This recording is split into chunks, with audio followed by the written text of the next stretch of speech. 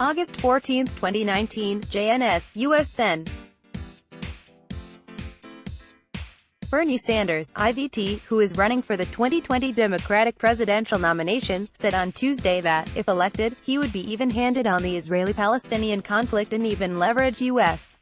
funding to end some of the racism in Israel. All that I have ever said on this issue, the Israeli-Palestinian conflict, it is that U.S.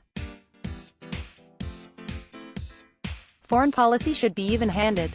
That's all, even-handed, he said in response to a question at a New Hampshire town hall meeting from an activist affiliated with the anti-Israel group If Not Now, which has been approaching Democratic candidates as representatives of the Jewish community and asking them about ending the so-called occupation of the West Bank.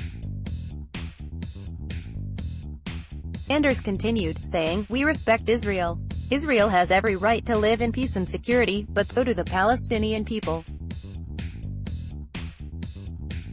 And as somebody who is proudly Jewish, to be critical of a right-wing Netanyahu government in Israel is not to be anti-Semitic."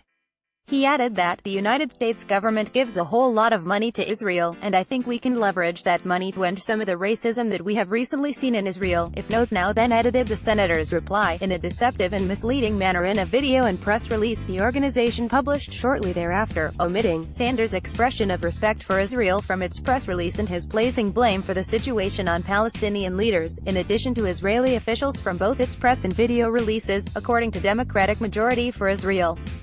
"While I disagree with some of Senator Sanders' remarks today regarding Israel, I'm appalled that If Not Now, an organization that does not recognize Israel's right to exist in any borders, deceived the public by selectively editing Sanders' remarks to conform to their strictly anti-Israel agenda," said Democratic Majority for Israel President and CEO Mark Mellman.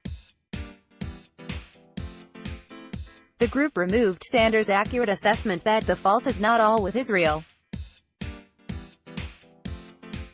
"You got very poor and corrupt Palestinian leadership," and omitted Sanders' statement that, "We respect Israel," from a release that was presented as a full accounting of what Sanders said. This is just the latest example of If Not Now's effort to mislead the public and forge a false, anti-Israel narrative.